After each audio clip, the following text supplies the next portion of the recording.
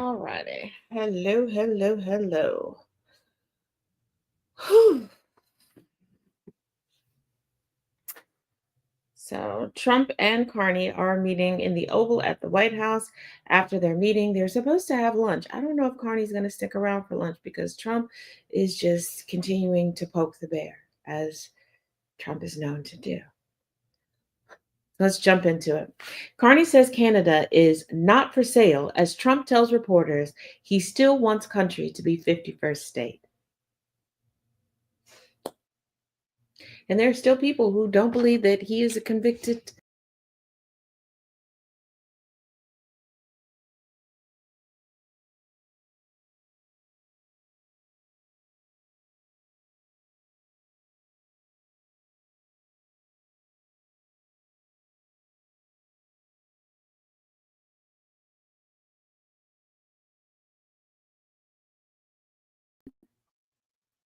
We most certainly can. Okay. So, President Donald Trump said he still believes Canada should become the 51st state in the U.S. as he spoke to reporters at the White House while meeting with Canadian Prime Minister Mark Carney. It takes two to tango, right? Trump said. I believe it would be a massive tax cut for the Canadian citizens. You get free military, tremendous medical cares, other things. There would be a lot of advantages, Trump said. No, it wouldn't. No, it wouldn't. It would be rolling shit back for Canadians. Canadians already have great health care. I know that there are certain Canadians that like to get on the internet or even lie to their friends and family about their healthcare system in Canada. Why? I don't know. It's a fucking sickness that really needs to be studied. It really does. It needs to be researched and studied because it's not like we can come and take it away from you. So, what is the point of lying to us about it? And as far as a free military, what part of the United States military is free? Anywho, let's continue. Trump touted that he's a real estate developer at heart. At heart. I'm glad he threw the at heart on there. Okay. Because a lot of y'all are supermodels at heart. And said, when he looked at the two countries combined, I said, that's the way it was meant to be. No, it wasn't. Because if that was the way that it was meant to be, you wouldn't have stole so much land from. Let's continue. Carney pushed back and told Trump, as you know from real estate, there are some places that are never for sale, Carney said. Having met with the owners of Canada over the course of the campaign last several months, it's not for sale. It won't be for sale ever, he added. Like, is anybody going to tell Trump that Canada is part of the Commonwealth of the UK? Anybody? Somebody? Somebody help him. Help him, somebody. But that's not where the meeting stopped. Trump questions whether USMCA deal is necessary anymore, but vows to be friends with Canada. Remember that USMCA was Trump's plan. This is his thing from his first administration because he said NAFTA was so piss poor and he could come in and fix everything. Now he has complained about every component of USMCA.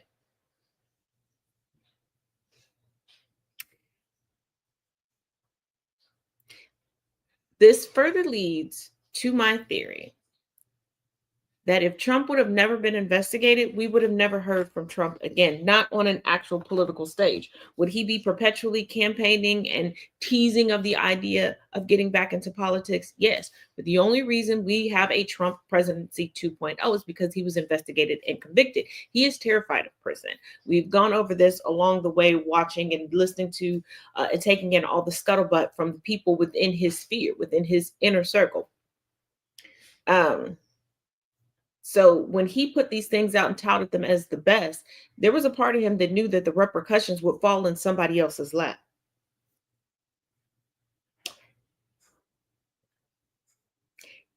And did he think he was going to win consecutive back-to-back terms? Oh, of course. This is why a lot of the limits he put on things, they would just now be unraveling. But they're unraveling in his lap. Very apropos. But the United States-Mexico-Canada agreement President Trump inked during his first term is set to expire next year. Told you. However, Trump said he's not exactly looking to extend the free trade agreement. Speaking next to Canada's recently sworn in Prime Minister Mark Carney in the Oval Office, Trump said he'd consider renegotiating the trade deal, but questions if it's even necessary. I want to know? When are we explicitly going to say that it's necessary that the POTUS should know definitions of words before he uses them? As Carney and Trump kick off trade talks in Washington, Trump said, regardless of anything, we're going to be friends with Canada. On USMCA, however, he later told reporters it is a good deal for everybody. Carney followed up, adding, it is a basis for a broader negotiation. Some things about it are going to have to change. Yeah, like Trump being involved. Like it's going to come to a point, GOP, you're going to have to finally say it publicly and not just behind closed doors that you don't like Trump, that you know Trump is not just destroying your party, but the country. Everything that you claim that you stand for, he is dipping in kerosene and setting on fire.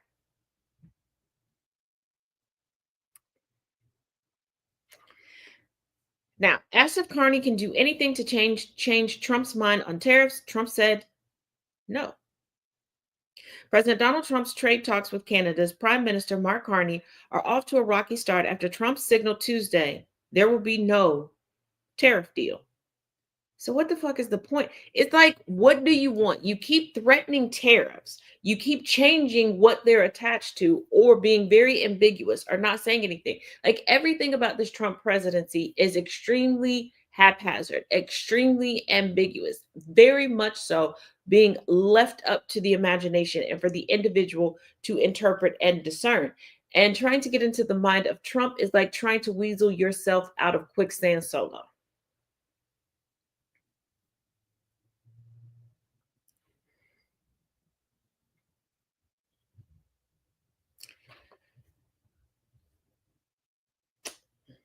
It's like he does not want a resolution. He just wants to be the playground bully. No more, no less than he hasn't figured out how to implement being a successful and profitable bully. Coming from Blavity, Harvard cuts funding for Black graduation and other affinity celebrations, renames DEI office amid clash with Trump. Once again, why are y'all bowing down to Trump? The Constitution is on your side. The judiciary is on your side, given where the judiciary has been standing firmly. Because judges are showing they're not partisan. The vast majority of them are showing they did not get into civil service to placate a wannabe dictator, a pseudo Temuzar, if you will.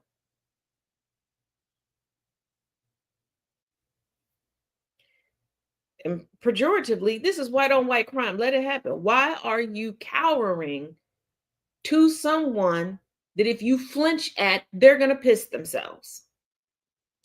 But let's continue. Harvard University has announced it will no longer fund community-based events during commencement ceremonies.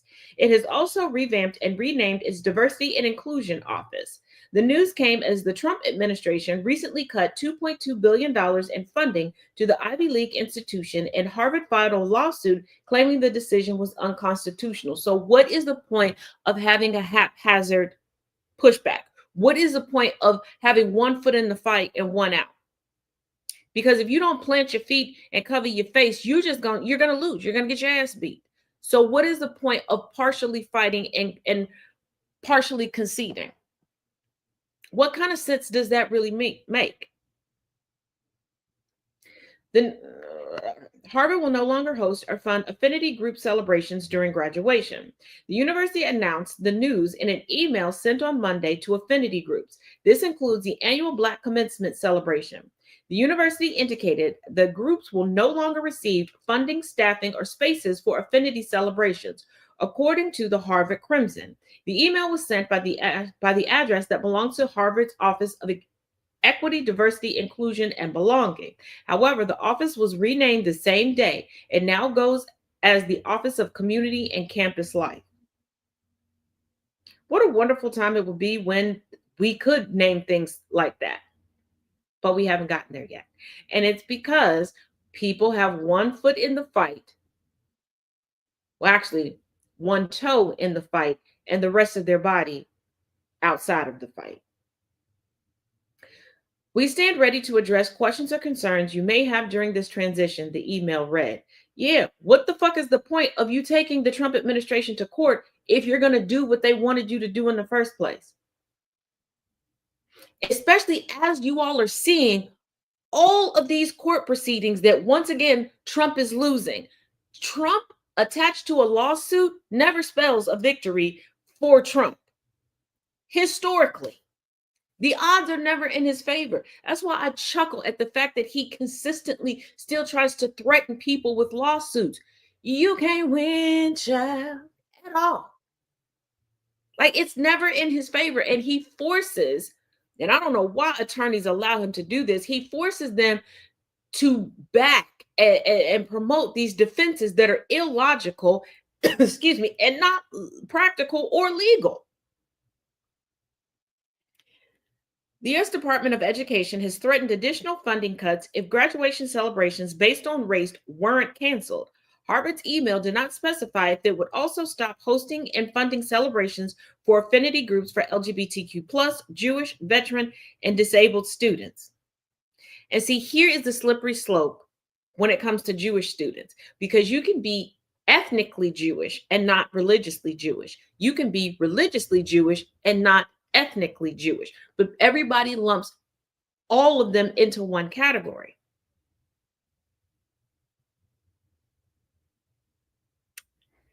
In 2024, race-based commencement events gathered over 1,000 people from across Harvard's community. The university hosted celebrations for Arab, Black, Indigenous, Latinx, first-generation, low-income, and Asian American, Pacific Islander, and DESI students.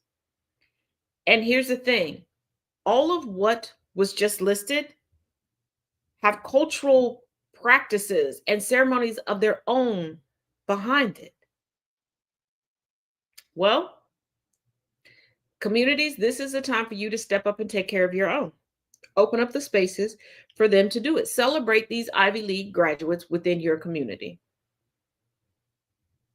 And to the public at large, if you're truly deconstructing, if you are working on your deconstruction every day, open up your businesses, open up your establishments, open up your venues to allow this to happen. Let these students have their moment. They have worked fucking hard. And they should be able to have the multiple celebrations that they fucking worked for. Because after graduation season is over, it's time to hit the ground. We know what it feels like to be tossed into the machine that is life. Let them have their moment to celebrate. Help them out.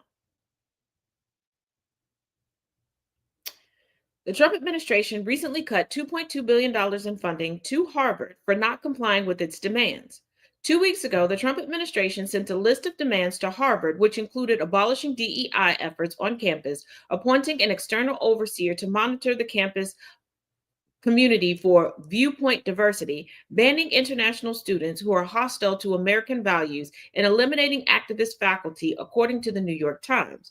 Harvard filed a lawsuit against the administration claiming that the move was unconstitutional. Once again, why are you in court wasting people's good money if you are just going to bow down and do what the Trump administration wanted you to do in the first place?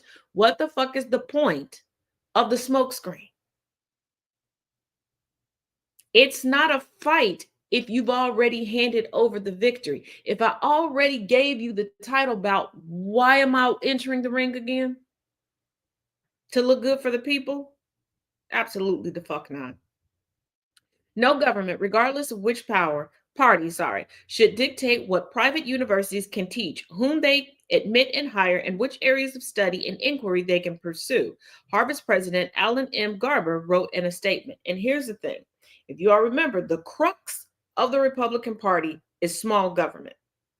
It should be between me and my children. It should be between me and my husband, my wife, blah, blah, blah, blah, blah. But they are backing this bullshittery. This should let you know it was never about small government. It was about small federal government, but large local and state government because the racists have more control over localized government. Let me repeat that for you. The racists have more control over localized government. Before you go, it has. They're in the federal government also. Yes, but the federal government has more checks and balances, believe it or not.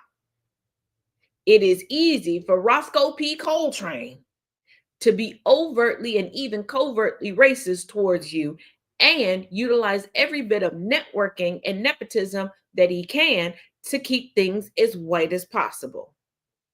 He can take that Mr. Clean Magic Racer to the whole damn county on the localized level. And it's not about you making the decision, it's about who they deem to be the ideal family making the decision for the conglomerate of their subset of society. It's about control. The indoctrination within the United States never indoctrinated Euro Americans, aka white body individuals, out of feeling entitled to the control of other people.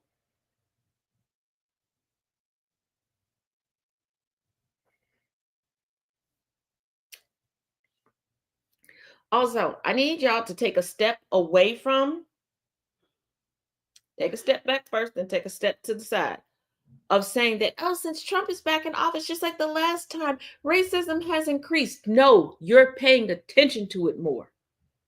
You're actually acknowledging it. The rates ain't changed. It's not like we melanated folks were sitting back like, ooh, whew, Biden gave us a moment to take a deep breath and relax and truly sleep through the night. No, racists don't take a day off. They don't get paid, but they sure do put in overtime, triple time, and quadruple time.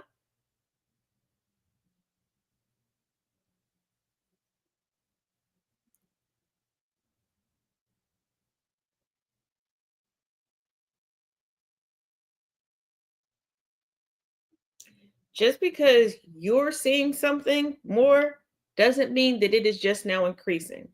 Let me put something in your mind. You ever get a new car or somebody you know gets a new car, then all of a sudden you start noticing all of the make, models, and colors that are already on the road that's just like that new car that you never paid attention to before. It's pretty much the same thing. Now, coming from Cleveland.com, people will die. Is racism behind Trump's cutting $321 million in Ohio medical research? Absolutely. He don't give a fuck. The sudden cancellation of more than $321.8 million in federal health research funding for Ohio will cost lives and potentially erase a generation of scientific progress. The United States refused to learn from shit. By the time votes were cast regarding the race to POTUS Mountain 2024, we were just now getting back to the starting line that we were blown so far back away from due to the China hand situation, McCarthyism, aka the Red Scare. We were just back to the starting line. You all think that these tyrannical things that happen in history, these things that we don't want to talk about, these things that we don't want to be the intercessory for, these things that we don't want to prevent from happening are just going to magically fix themselves within 30 to 45 minutes. Once again, real life is not a Lifetime movie. It is not a Hallmark movie. It is not your favorite drama or sitcom on television. Life is far more complicated, and the United States cannot just look at other countries on this floating space rock and go, hey, give us this stuff and follow these rules for us. Absolutely not. Just like we don't want other people to tell us what to do, we have to step out of our entitlement of believing everybody is going to cower to the United States. We are essentially teenagers on this third rock from the sun. No more, no less. We don't know shit. Okay, we are barely a few years into being left alone okay and we're a proper latchkey kid. Okay. We still have to be reminded just because we hear the doorbell or knock on the door not to stick our whole fucking face out the fucking window. So, but let's continue.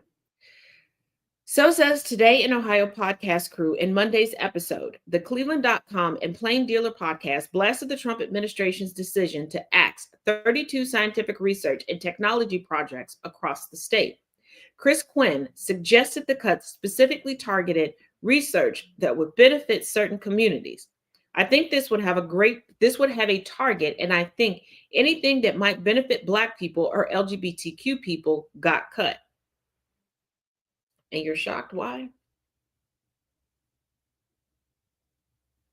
Y'all love to quote Maya Angelou, but y'all don't like to listen to Maya Angelou. And I don't know how many times we Black women got to tell y'all, once somebody tells you and or shows you who they are, believe them. Don't try to change them. Don't try to act like you misinterpreted it. No, they made it plain for you. Pick up the 2 cents off the table, put it in your pocket, and go on about your damn business. This ain't where you need to be. Hey, thanks, I see. Quinn cited the freeze on a long-term tuberculosis research conducted in partnership with an African nation as a prime example. This affects Black people. There was a bunch of stuff that affected LGBTQ plus people and transgender people. Wiped out. Laura Johnston explained the magnitude of the cuts. The U.S. Department of Health and Human Services has canceled more than $321.8 million in funding. That's just in Ohio. 32 scientific research and technology projects here. And Trump's sycophants, his fan base, because I'm not going to call them a constituency, I'm not going to call them a voter base, because a lot of them cannot vote. A lot of them do not vote, admittedly. This is not speculation. They're proud to say that they don't. They just like that he says the racist shit and does the racist shit that they have wet dreams about. It is what it is. I don't make the rules. I just report on them. But these people are cheering it on, not realizing, and this is why I keep telling people, do not lose sight of the fact that we live collectively. We live collectively.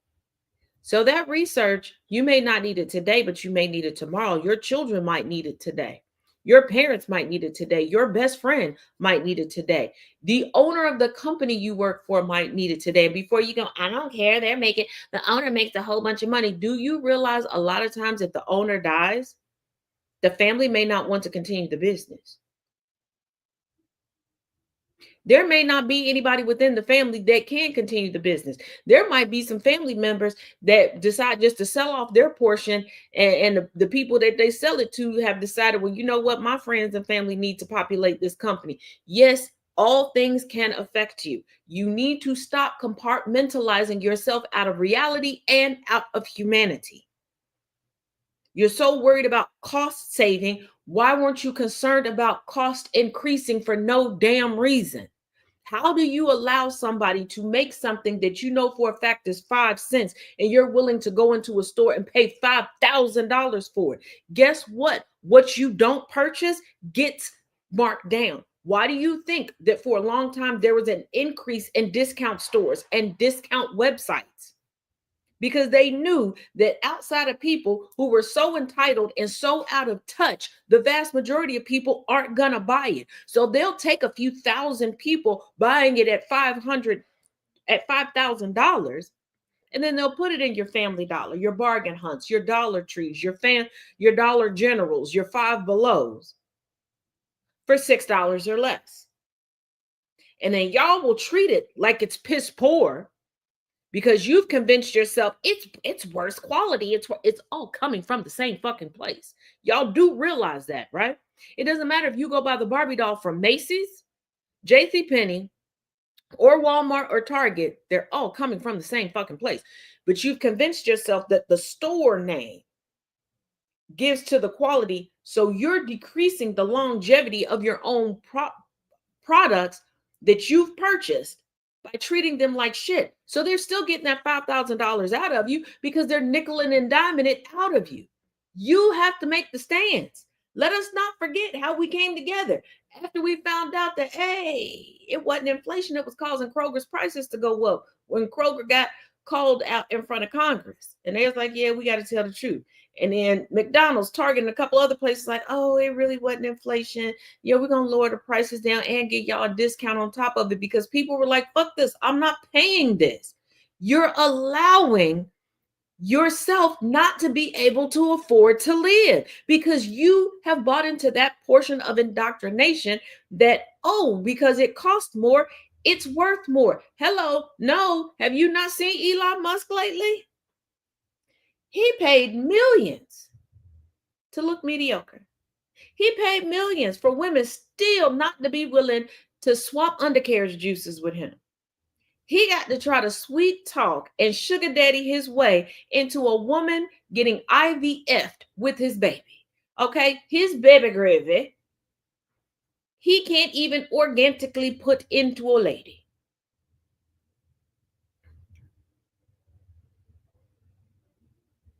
Some of y'all are attractive for free, and I'm saying free to you. You have wonderful genetics and you take care of yourself. Even without all of these routines and da da da da da da. I'm not knocking routines. I'm not knocking products that people put on themselves at all. But I'm just saying, don't feel bad if you don't choose to do it or if you don't have the budget to do it. Okay, just clean yourself. But this man paid millions of dollars. I want you to think about all the people who pay millions of dollars to look like you, to live like you. Y'all were making jokes about Coachella and the rich people cosplaying being poor, but look at how much money they are spending to look like they live like you. Why are you contorting yourself to spend the same prices as them?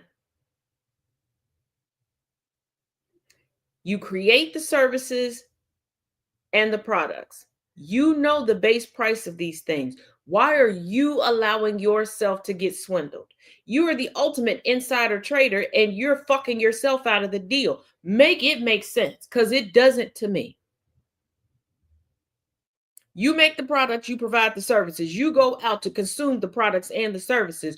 You know the baseline price. You know what it takes to make it. And you're just like, yeah, I'll pay $10,000 for it.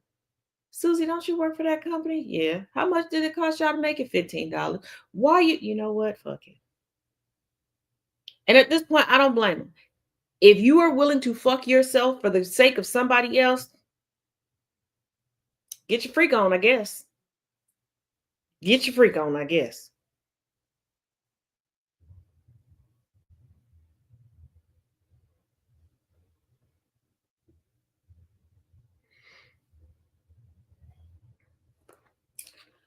Quick reminder, if you missed any portion of the live, because we're streaming live on Substack and YouTube, at the conclusion of this live, I'll give it a few minutes. It will post in its entirety so you can go back and review it.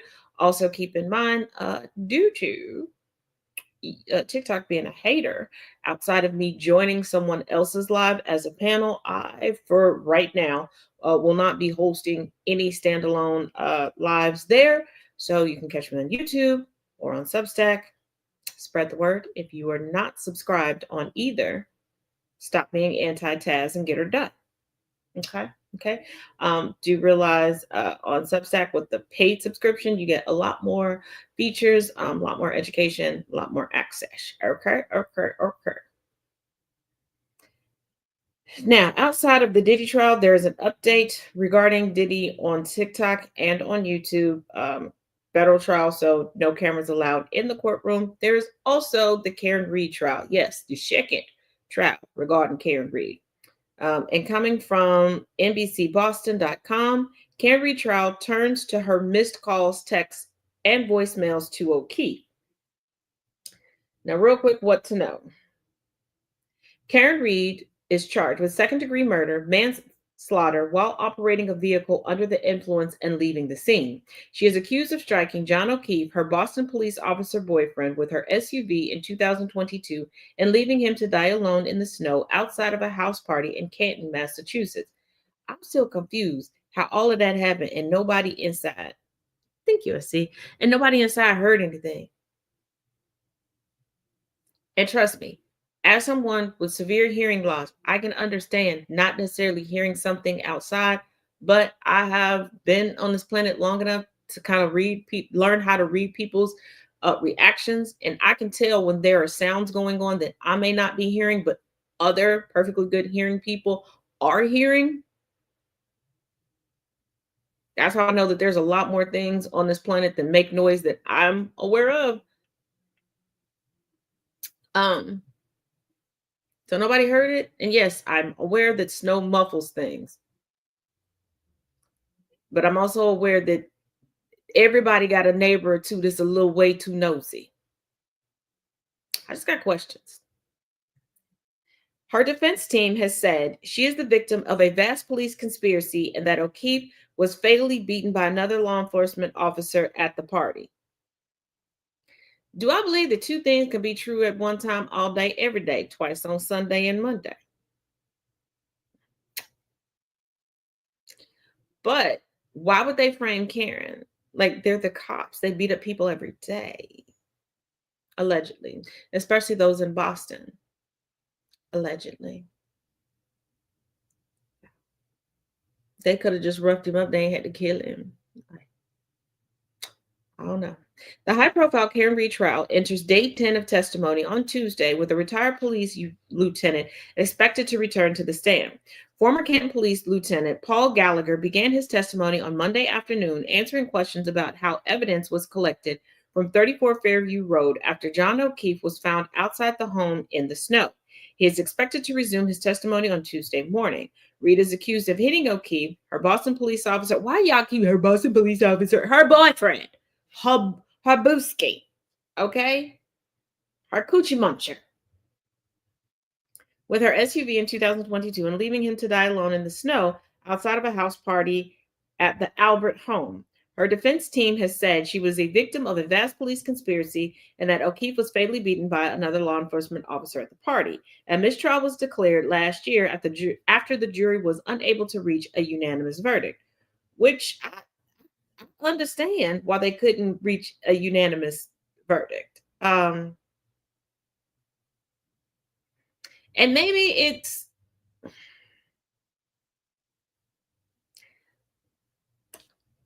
the way things are being presented. Allegedly, these nuts. Yeah, well, I gotta say it for legal purposes.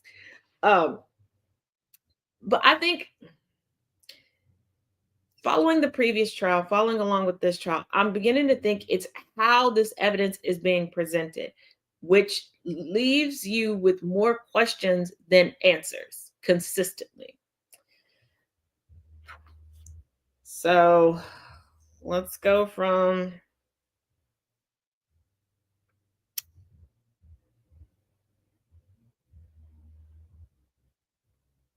okay. So Jackson pressed Gallagher on why no one searched the house at 34 Fairview. This is when things got tense when Jackson questioned Gallagher about why no one searched the house at 34 Fairview Road after O'Keefe's body was found. From there, prosecution plays more clips from Reed's media interviews. After Gallagher's testimony wrapped, the Commonwealth played two more clips into evidence. In the first, an interview with Investigation Discovery docuseries on April 13th, 2024, Reed says, so when John got out of the car at Brian Albert's house, he took my full vodka soda, which was sitting in the cup holder. So, bitch, you admitted that you. In the second clip dated June 22nd, 2024, Reed discusses what was going through her mind when they first found O'Keefe, discussing the controversial statements about hitting him. First of all, why are you having you know what? White people, y'all should like the spotlight less. Then a new witness took the stand. The prosecution called its next witness meteorologist Robert Gilman. Gilman testified the blizzard was the biggest January storm in history in the area. Gilman, questioned by Lally, discussed his observations of the blizzard that began late on January 28, 2022 into the next day. This was the biggest January storm in history, Gilman said.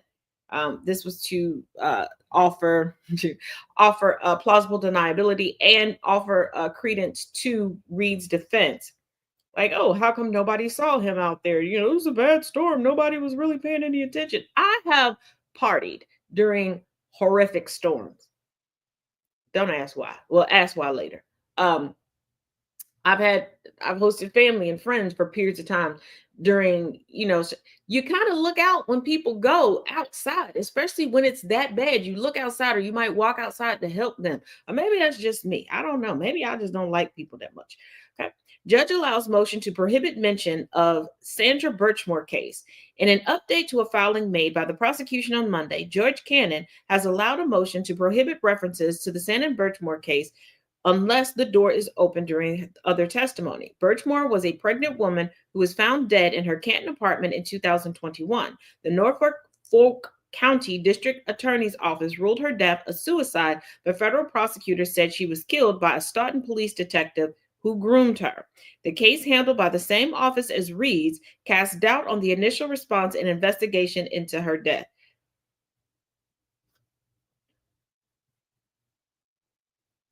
Once again, two things can be true at one time, but these connections are a little, yeah. Mm-hmm. Mm-hmm. Commonwealth recalls Trooper Guarino. Trooper Nicholas Guarino has been recalled to the stand after Gilman, during direct and cross examinations, gave his expert opinions on weather conditions between January 28th and January 29th, 2022, including observations on visibility, snowfall, temperatures, and wind chills. Guarino is a digital forensics expert with the Massachusetts State Police. So far, his testimony has focused on data extracted from cell phones. Here's the thing. Of course, a police expert is going to ride with the police and contradict everything else. The misadventures of Taz. It's a lot of misadventures. Okay. O'Keefe's phone reveals missed calls, texts, and voicemails left by Reed. Under direct questioning, Guarino reads from a PowerPoint that shows text messages, calls, and voicemails between Reed and O'Keefe starting just after 12:30 a.m. on January 29, 2022. There were dozens of missed calls from Reed to O'Keefe's phone starting between 12:33 a.m. and ending around 6:03 a.m. Scattered in between were text messages and voicemails. In some messages, Reed shouts expletives at O'Keefe and calls him a pervert. Well, that's apropos for an arguing couple. Oh, T, happy birthday. Happy birthday to ya. Happy birthday to ya. Happy birthday. Tauruses unite. Then the court took a break for lunch briefly. And then court resumed with prosecution playing another interview clip. Reed really needs to stop doing interviews, like girly friend. Court has resumed after a lunch recess, and the defense declining to question Trooper Guarino further. Instead, the prosecution plays another clip from a media interview with Reed. In this clip, for Dateline, Reed again discusses the allegations that she said she hit O'Keefe. Like, girlfriend, I think you better shut the fuck up. Like, look, I know I'm not a criminal. Okay. We also know I would not make a good criminal. I wouldn't. Okay. Seems like a lot of germs and dirt and all that stuff would be involved, and I don't want any parts of that. But I do know the basis of criminality, and it is shut the fuck up. Okay. If something criminal happens in your sphere of people or in close proximity to where you lay your head or work, you shut the fuck up. Okay. Don't do a bunch of interviews. Okay. Do not. Maybe after there's a confirmed conviction, you can say outside of court, outside of legal representation, your side of things. But before you hit a courtroom and they look at you and say, hey, you're not a suspect or you are acquitted, shut the fuck up. Mm-hmm. Oh, I am old enough to have lived through quite a few blue flus, and don't cross the blue line. I used to think that cops were just elongated Smurfs. I thought that, there were some buttons or some zippers behind them that they would step out of in the middle of the night, and poof, there was Papa Smurf and Smurfette. Like, they so blue, blue, blue, blue, blue. And I don't know how many cops actually wear blue uniforms, but it's always, ride until you don't want to. And it is always ride with a lie. It's very rarely ride with the truth. It's weird. It's weird. And everybody is anti-union until it comes to the police union.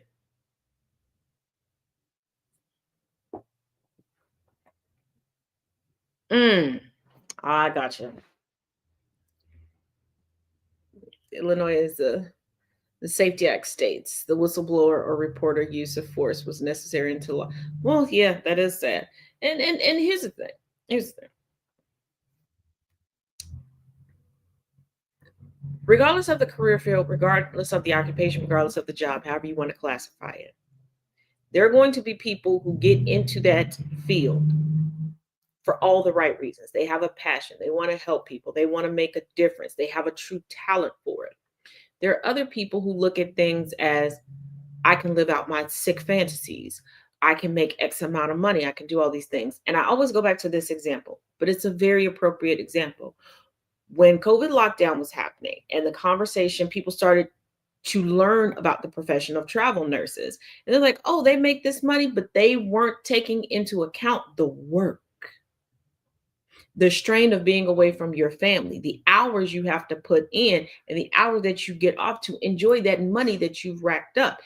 And I've also expressed that I've had this conversation with family members of mine. They're like, oh, I want my kid to go into this. How about you let your kid figure out what they're good at, what they like, and let them go into a career field? Because we, far too long in this country, have been pushing people into situations, into life choices that make them miserable, and they will take that misery out on other people, because misery upon what else loves company, because that company is what they're sustained, is how misery sustains itself. Misery eats the company. It doesn't just like company, it feeds on the company. See, that's where we stop. We talk about how much it loves company. Baby, the company don't last long because the company is ingested. It is ingested.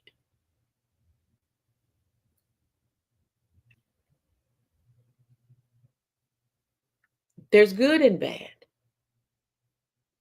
We have to normalize speaking up regarding the bad. Because if we don't like somebody, we'll push forward everything bad, even if it doesn't make sense, even if it's illogical about that person. But when we see actual bad going, oh, it ain't none of my business. I don't want to get involved. I don't fuck with the police like that. Well, they people did that to us for so long. Are you fucking kidding me? Are you fucking kidding me? This is why I've always had a great deal of respect for Norman Julius Esiason. Not sure who Norman Julius Esiason is. Most people aren't. It's Boomer Esiason, former QB of the Cincinnati Bengals. For a very long time, I knew that Mr. Esiason and his wife worked a lot regarding children's health care and raising money for different diseases. And there were so many people, and I didn't understand at the time. They were like, I don't know why he's doing it. Nobody in his family has this. And I'm like, you don't have to know somebody to realize, hey, this organization, these people need help. I have an ability to help them. And then he had a child that was diagnosed with the condition. I believe cystic fibrosis, I believe. But you have to be proactive. Either you're a good person or you're not. You're going to speak up or you're not. If you can only speak up when the danger has kicked in your door and started a fire, you still don't see the rest of us as humane. You just see the rest of us as your staff.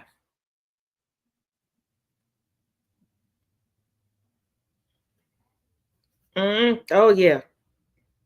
It's not just the people in law enforcement, it's also people in healthcare as well that are very two faced. Excuse me, that have that going on too. because formerly working at a hospital, I would hear people wanting to shortchange people on service, medication, exams, but let them come in, let their family member come in, let their friend that they actually like, not a friend of me, come in. Oh, don't do them like you would normally do them. Make sure you do this completely. You mean do our jobs?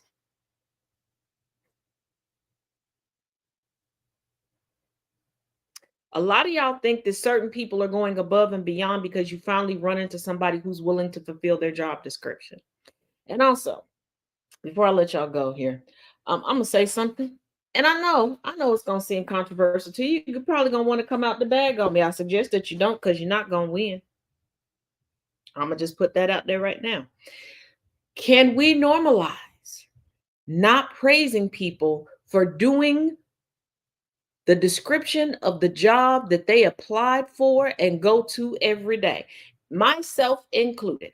I am saying when you're truly going above and beyond, that's outside of business hours and outside of your scope. And what do I mean? I'm gonna need to stop seeing firemen and police officers on the news getting awards and a whole day off and a pizza party and all this stuff from the city, the county, the state, whatever, for doing their fucking job.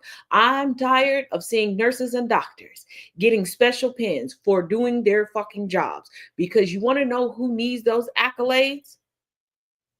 The 16 to retirement age people that are on the phone with y'all for customer service, that are working at the hotels and the restaurants and the retail establishments that y'all cuss out, smack, spit on, throw shit at every damn day, where they have to go above and beyond their scope, above and beyond their job description to deal with you, where they have bosses and corporate offices forcing them to do things that they didn't sign up for, but they need that job.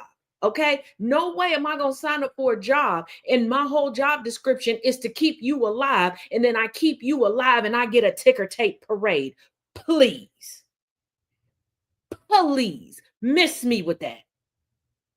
But you're going to turn your nose up at Susie down at McDonald's that kept Deborah from dying of a heart attack.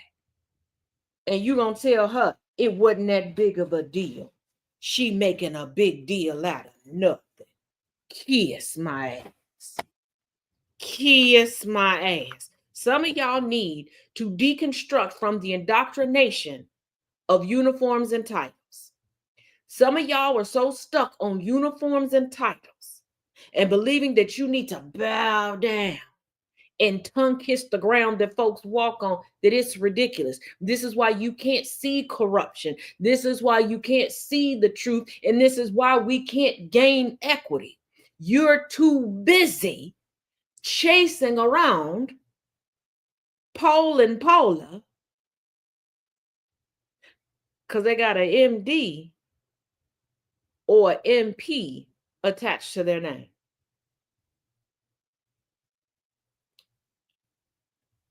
And it's no different than some of y'all that only want to listen to people on the internet once they reach a couple 100,000 followers.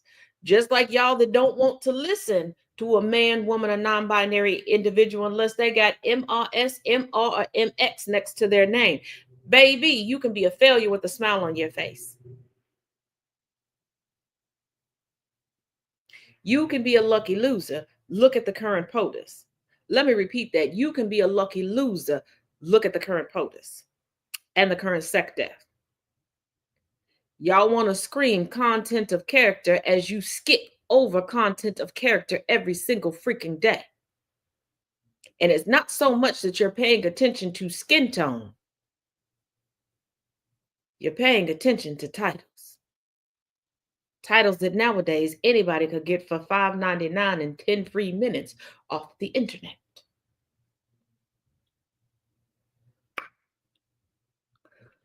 But that's all good and dandy. That is my 5 moments for right now. I will see you all later tonight, 8 p.m. Central, 9 p.m. Eastern, on YouTube for Conversations with Taz for Talk About It Tuesday. And we will get all wrapped up on the goings on of today and talk about some more things within the world. Also, keep in mind, on Substack and on YouTube, There is more in depth history information and some journaling prompts to take you through deconstructing, not just from racism, but just overall indoctrination. Because I need you all to realize deconstructing is not just about race, it is deconstructing from all of the indoctrination that we have all been made privy to. But as always, darlings, each one teach one, each one reach one. Y'all go out and get into some good trouble, but keep in mind, nothing that requires bail money, not in this economy.